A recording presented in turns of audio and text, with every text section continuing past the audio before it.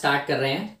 हम लोगों ने सॉल्यूशंस का चैप्टर जो है कंप्लीट कर लिया है। सॉल्यूशन चैप्टर कंप्लीट करने के बाद हम एनसीईआरटी की एक्सरसाइज कर रहे हैं। एनसीईआरटी एक्सरसाइज को मैंने दो पैटर्न में बांटा था। एक जगह मैंने कंसेप्चुअल क्वेश्चंस, थ्योरेटिकल क्वेश्चंस वगैरह और फिर मैं न्यूमेरिकल क्वेश्चन कराऊंगा। तो कंसेप्चुअल क्वेश्चंस का एक लेक्चर मैंने अपलोड कर दिया, उसमें 7 क्वेश्चन हम लोगों ने कराए हैं। टोटल 10 क्वेश्चन है कंसेप्चुअल के, जिसमें 7 करवा चुका हूं, 3 हमारे यहाँ पर रह रहे हैं और ये तीनों क्वेश्चन आपस में इंटर रिलेटेड हैं और बहुत बहुत बहुत ज्यादा इंपॉर्टेंट है। एग्जाम में बहुत बहुत बहुत ज्यादा पूछे जाते हैं ये, ठीक है। तो आज इसको पढ़ते हैं, स्टार्ट करते हैं। तो पहला क्वेश्चन है कि suggest the most important type of intermolecular interaction in the following pairs. ये जहां पर जो ये मॉलिक्यूल्स लिखे हुए हैं एन-हेक्सेन, एन-ऑक्टेन, इनके बीच में इंटरेक्शंस कैसी है। यहाँ पर सारे क्वेश्चंस हैं, यहाँ पर मैं आपको आंसर एक एक मतलब समझाऊंगा, जो भी कंसेप्ट होगा, कुछ भी चीज होगी वहां पर मैं समझा दूंगा। तो सबसे पहले बात करते हैं एन-हेक्सेन और एन-ऑक्टेन की। तो एन-हेक्सेन और एन-ऑक्टेन, देखो बेटा जी, एन-हेक्सेन की बात करें और एन-ऑक्टेन की बात करें तो एन-हेक्सेन है हमारा ये नॉर्मल हेक्सेन, हमारी नॉर्मल जो चेन होती है हेक्सेन की वो, और एन-ऑक्टेन जो है हमारा वो नॉर्मल ऑक्टेन होगा। तो यहां पर आपको दिख रहा होगा कि एन-हेक्सेन के केस में भी और एन-ऑक्टेन के केस में भी दोनों कैसे हैं, नॉन पोलर है बेटा जी। कैसे हैं, नॉन पोलर। तो नॉन पोलर मॉलिक्यूल्स के बीच में किस टाइप के इंटरेक्शन हुआ करते हैं, तो पहले का आंसर क्या होगा बेटा, weak van der Waals forces of attraction होंगे। यहां पे कैसे होंगे, weak van der Waals forces of attraction, क्योंकि यहां पर इनके पास खाली मास है। जब भी वैंडरवॉल फोर्सेस सब में होती हैं, लेकिन जब नॉन पोलर की पोलर मॉलिक्यूल में क्या होता है, हाइड्रोजन बॉन्डिंग आती है, इलेक्ट्रोनेगेटिविटी का डिफरेंस आएगा, ये सब चीजें होती हैं। तो वहां पर जो है इंटरमॉलिक्यूलर इंटरेक्शन बदल जाते हैं, लेकिन यहां पर ऐसा कुछ भी प्रेजेंट नहीं है। तो यहां पर बेटा जी ओनली वीक वैंडरवॉल फोर्सेस यहां पर प्रेजेंट हुआ करेंगी। क्लियर है, अगले पे चलते हैं। दूसरा I2 एंड CCl4। I2 बेटा जी, I2 की बात करें तो I2 भी कैसा है, नॉन पोलर है। I2 भी कैसा है, नॉन पोलर। और अगर CCl4 की बात करें तो CCl4 पे थोड़ा ध्यान देना। CCl4 का स्ट्रक्चर होता है यूं, ऐसा स्ट्रक्चर होता है इसका। तो यहां पर देखा कार्बन और क्लोरीन में डाइपोल मूवमेंट क्लोरीन की तरफ, यहां पर भी डाइपोल मूवमेंट क्लोरीन की तरफ, यहां पर भी डाइपोल मूवमेंट क्लोरीन की तरफ, और यहां पर ऐसे ऊपर क्लोरीन की तरफ। तो अगर मैं इसका नेट डाइपोल मूवमेंट देखूं तो इसका net dipole movement almost zero, लगभग कैंसिल आउट करेंगे एक दूसरे को। एक ऊपर की तरफ को है, इन तीनों का नेट नीचे की तरफ को होगा, तो ये दोनों आपस में क्या करेंगे बेटा जी, एक दूसरे को कैंसिल आउट कर देंगे। और अगर एक दूसरे को कैंसिल आउट कर देंगे तो ये भी एक तरीके से नॉन पोलर की तरह ही बिहेव करेगा, नॉन पोलर की तरह बिहेव करेगा। और यहां पर भी कैसे, वीक वैंडरवॉल फोर्सेस प्रेजेंट होंगे बेटा जी। कैसे होंगी, वीक वैंडरवॉल फोर्सेस। ठीक है, समझ में आ गया। आगे चलते हैं, अगला बड़ा इंपॉर्टेंट है भाई, NaClO4 एंड वाटर। जरा ध्यान से समझो इसको, NaClO4 एंड वाटर। बेटा जी NaClO4 जो है एक आयनिक सब्सटेंस है, आयनिक कंपाउंड है। तो NaClO4 को अगर मैं देखूं तो NaClO4 को मैं टूटता है Na++ClO4- में।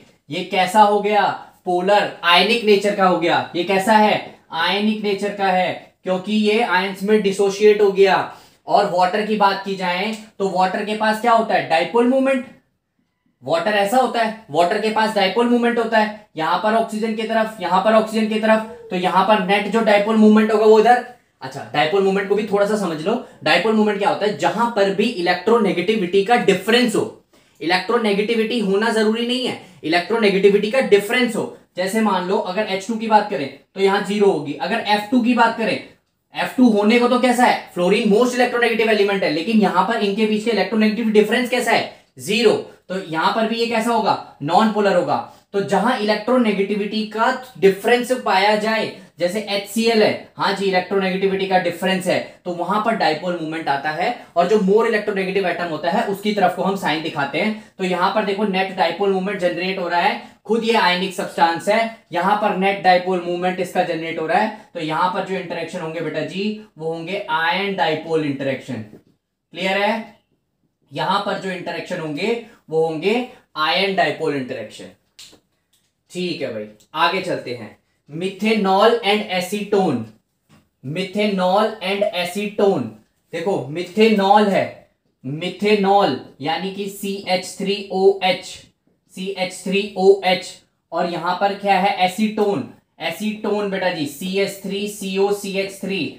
तो यहां पर देखा जाए तो यहां पर भी डाइपोल मूवमेंट है, डाइपोल मूवमेंट दिख रहा होगा आपको। यहां पर क्या है, ऑक्सीजन की इलेक्ट्रोनेगेटिविटी ज्यादा है, कार्बन से खींच रहा होगा इलेक्ट्रॉन। यहां पर भी कार्बन ऑक्सीजन में देखा जाए तो इसकी इलेक्ट्रोनेगेटिविटी ज्यादा है, तो ये भी इसके पास भी डाइपोल है और इसके पास भी डाइपोल है। तो यहां पर जो इंटरेक्शन होंगे वो कैसे होंगे बेटा जी, dipole dipole interaction.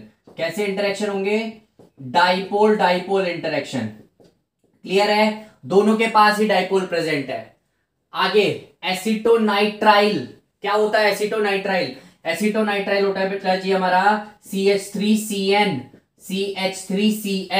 Carbon sp hybridised है, यहां पर CH3C ट्रिपल बॉन्ड N और ये क्या है CH3COCH3। बहुत अच्छे, तो यहां पर भी दिख रहा होगा, यहां पर भी डाइपोल मूवमेंट प्रेजेंट है, यहां पर भी डाइपोल है। तो ऊपर वाले की तरह यहां पर भी कैसे इंटरेक्शन होंगे, डाइपोल डाइपोल इंटरेक्शन होंगे बेटा जी।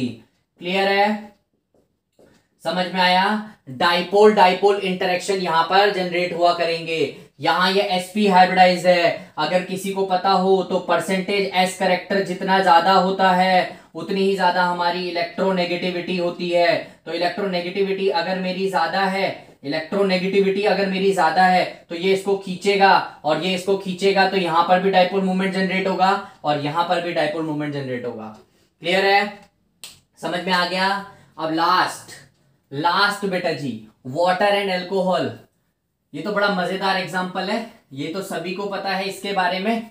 एल्कोहल एंड वाटर, कोई भी एल्कोहल ROH लिख लो, इसको ROH लिख लो, कोई भी एल्कोहल उसकी वाटर के साथ देखा जाए तो यहां पर बेटा जी हाइड्रोजन बॉन्डिंग होगी। कैसी बॉन्डिंग होगी, हाइड्रोजन बॉन्डिंग। देखो क्या हो रहा है, यहां पर hydrogen atom is attach to an electronegative atom, hydrogen atom जो है वो एक इलेक्ट्रोनेगेटिव एटम से अटैच है। और वाटर की बात करें तो यहां पर ऐसा है, तो इस हाइड्रोजन एटम ये ऑक्सीजन के ऊपर डेल्टा माइनस, इसके ऊपर डेल्टा प्लस, क्योंकि ये इसके इलेक्ट्रॉन को खींच रहा है, ये इसके इलेक्ट्रॉन को खींच रहा है। तो यहां पर देखो इसके इलेक्ट्रॉन को यहां पर ये खींच रहा है, यहां पर ये, तो यहां पर डेल्टा माइनस। तो whenever hydrogen atom is attached to an electronegative atom, it can further attach to another electronegative atom। तो यहां पर एक टाइप की कैसी हाइड्रोजन बॉन्डिंग प्रेजेंट है। क्लियर है, तो यहां पर जो इंटरमोलिकुलर फोर्स ऑफ इंटरेक्शन होंगे वो कैसे होंगे, हाइड्रोजन बॉन्डिंग वाले होंगे। ठीक है, समझ में आ गया, हो गया क्वेश्चन। ठीक है बेटा, ये क्वेश्चन नंबर 23 है आपके एनसीईआरटी में। एनसीईआरटी खोलोगे तो उसमें देखोगे 23 नंबर क्वेश्चन है ये आपका। आगे चलते हैं, 24 कह रहा है based on solute solvent interaction arrange the following in increasing order of solubility. बढ़ते क्रम में लगाओ सॉल्युबिलिटी के, किसमें देखनी है सॉल्युबिलिटी, एन ऑक्टेन में देखनी है। मतलब इन सबको मैं एन ऑक्टेन में डाल रहा हूं। तो एन ऑक्टेन कैसा है, नॉन पोलर है। और सॉल्युबिलिटी के लिए एक फैक्टर याद रखने की जरूरत है, लाइक डिसॉल्व लाइक। सॉल्युबिलिटी के लिए क्या फैक्टर होता है, लाइक डिसॉल्व लाइक। पोलर चीज पोलर में ही घुलेगी, नॉन पोलर चीज नॉन पोलर में ही घुलेगी। तो अगर देखा जाए तो एन ऑक्टेन नॉन पोलर है। सबसे पहले आया साइक्लोहेक्सेन, सबसे पहले आया साइक्लोहेक्सेन, बेटा जी नॉन पोलर है, नॉन पोलर है, बहुत अच्छे से डिसॉल्व हो जाएगा, हाईली सॉल्यूबल होगा, हाईली सॉल्यूबल होगा, नॉन पोलर में घुल जाता है। KCl, अरे वाह, KCl जो है आयनिक सब्सटेंस है, आयनिक सब्सटेंस पोलर हुआ करते हैं, ये पोलर है, तो इसका मतलब ये पोलर है तो ये नॉन पोलर में इनसॉल्यूबल होगा, कभी नहीं घुलेगा। अगला CH3OH और CH3CN, इन दोनों को जरा देखो, यहां पर ऑक्सीजन प्रेजेंट है, ऑक्सीजन की इलेक्ट्रोनेगेटिविटी किससे, नाइट्रोजन से ज्यादा होगी, तो यहां पर ऑक्सीजन इसको ज्यादा खींचेगा, CH3CN इसको कम खींचेगा। तो यहां पर ये कैसे आ गए, पोलर आ गए। तो अब इन दोनों में से देखना पड़ेगा ज्यादा पोलर कौन है, ये दोनों ही पोलर है, अब इनमें से कौन सा ज्यादा पोलर है कौन सा कम पोलर है। तो देखा गया CH3OH कैसा है मेरा, मोर पोलर है बेटा जी, CH3OH कैसा है, मोर पोलर। CH3CN कैसा है, लेस पोलर है, CH3CN कैसा है, less polar. CH3OH more polar. तो सॉल्युबिलिटी कैसे लगानी है, बोल रहा है सॉल्युबिलिटी बढ़ते क्रम में लगाओ बेटा जी। इंक्रीजिंग ऑर्डर में, तो इंक्रीजिंग ऑर्डर में पहले सबसे कम वाला आएगा, तो सबसे पहले कम हो गया KCl। उसके बाद इन दोनों में से जो ज्यादा पोलर होगा वो कम सॉल्यूबल होगा, क्योंकि ये नॉन पोलर है, अरे ये ज्यादा पोलर है, तो यहां पर क्या आएगा CH3OH, फिर CH3CN, फिर CH3CN, और सबसे ज्यादा किसकी हो जाएगी बेटा जी, साइक्लोहेक्सेन की, सबसे ज्यादा हो जाएगी साइक्लोहेक्सेन की। सबसे पहले कौन सा आएगा, सबसे पहले KCl, फिर उसके बाद कौन सा है मेरा CH3OH, फिर उसके बाद मेरा कौन सा है CH3CN, और फिर लास्ट में मेरा क्या है साइक्लोहेक्सेन। ऐसे बढ़ेगी सॉल्युबिलिटी, ऐसे बढ़ेगी सॉल्युबिलिटी। क्लियर है? बस वही फंडा याद रखना है, like dissolve like, non polar non polar में घुलेगा, पोलर चीज पोलर में घुलेगी। ठीक है भाई, last question, last theoretical question, उसके बाद हम न्यूमेरिकल वाले क्वेश्चंस करेंगे। लास्ट थ्योरेटिकल क्वेश्चंस देख लेते हैं। तो लास्ट क्या कह रहा है कि आपको इन कंपाउंड में से ये बताना है कि वाटर में बेटा जी कौन इनसॉल्यूबल है, कौन इनसॉल्यूबल है, कौन हाईली सॉल्यूबल है कि बहुत ज्यादा अच्छे से घुल जाता है, और कौन पार्शियली सॉल्यूबल है, मतलब कुछ हद तक मिसिबल होता है, कुछ हद तक घुल जाता है, पूरा नहीं घुलता। तो देखो वाटर की बात करें तो वाटर में पोलैरिटी है, तो वाटर कैसा नेचर का है, पोलर नेचर का है। वाटर कैसे नेचर का है, पोलर नेचर का। तो जरा ध्यान दो, फिनॉल, फिनॉल की बात अब जरा ध्यान से समझना ये वाले क्वेश्चन को, ये होता है फिनॉल। हालांकि देखा जाए तो फिनॉल में और वाटर में हाइड्रोजन बॉन्डिंग बनने के चांसेस हैं थोड़े बहुत, लेकिन इसका जो ये वाला पोर्शन है ये कैसा है, नॉन पोलर, और ये एक लार्ज पोर्शन है, ये बड़ी जो चेन लगी हुई है यहां पर, ये इसको नॉन पोलर बना देगी, तो ये पूरी तरीके से सॉल्यूबल नहीं होगा। तो पहले का आंसर क्या होगा, पार्शियली सॉल्यूबल। कैसा होगा, पार्शियली सॉल्यूबल। ठीक है बेटा जी, पार्शियली सॉल्यूबल। OH होने की वजह से डिफरेंस तो है, लेकिन ये जो बड़ा बल्की ग्रुप लगा हुआ है ये इसको नॉन पोलर की तरफ बढ़ाएगा, तो ना तो कंप्लीटली पोलर ना completely non polar, partially soluble कहलाएगा। टॉल्यूइन बेटा जी, अगला है आपका टॉल्यूइन। क्या होता है, बेंजीन के ऊपर CH3 को बोलते हैं टॉल्यूइन। पूरा का पूरा नॉन पोलर है, पूरा का पूरा कैसा है, नॉन पोलर, नॉन पोलर है, तो नॉन पोलर पोलर में कभी नहीं घुल सकता, इनसॉल्यूबल होगा बेटा जी। कैसा होगा, इनसॉल्यूबल। अगला फॉर्मिक एसिड, मिथेनोइक एसिड ही तो होता है फॉर्मिक एसिड। देखा जाए पोलर नेचर का है, पोलर नेचर का है। स्ट्रक्चर देख लो, स्ट्रक्चर आपको दिख रहा होगा, पोलर है, पोलर हो गया, हाइड्रोजन बॉन्डिंग प्रेजेंट है, हाइड्रोजन बॉन्डिंग प्रेजेंट है, तो कैसा होगा, हाईली सॉल्यूबल। कैसा होगा बेटा जी, हाईली सॉल्यूबल, बहुत ज्यादा सॉल्यूबल है। अगला इथाइलिन ग्लाइकोल, इंपॉर्टेंट है भाई, ध्यान रखना। CH2OH, CH2OH दिख रहा है, hydrogen atom is attached to an electronegative atom, it can further attach to this water molecule के इलेक्ट्रोनेगेटिव एटम से अटैच हो सकता है। ये ऐसे OH है, यहां पर इस तरीके से हाइड्रोजन बॉन्डिंग प्रेजेंट होगी। बहुत सारे वाटर मॉलिक्यूल होंगे ना, अरे पानी में तो बहुत सारे होंगे, तो ऐसे ऐसे हाइड्रोजन बॉन्डिंग प्रेजेंट होगी। सेम यहां पर भी हाइड्रोजन बॉन्डिंग प्रेजेंट होगी, तो ये भी क्या हो जाएगा, हाईली सॉल्यूबल। हमारा इथाइलिन ग्लाइकोल भी पानी में कैसा होगा, हाईली सॉल्यूबल। क्लियर है, समझ में आ गया। क्लोरोफॉर्म की बात की जाती है, ठीक है। क्लोरोफॉर्म जरा इन दोनों को समझ लो, लास्ट रह गया। तो क्लोरोफॉर्म अगर मैं देखूं तो क्लोरोफॉर्म मैंने अभी बताया कि इसमें जो है नेट डाइपोल मूवमेंट CHCl3, हमारा जो स्ट्रक्चर होता है वो है CHCl3, क्लोरोफॉर्म ये हुआ करता है।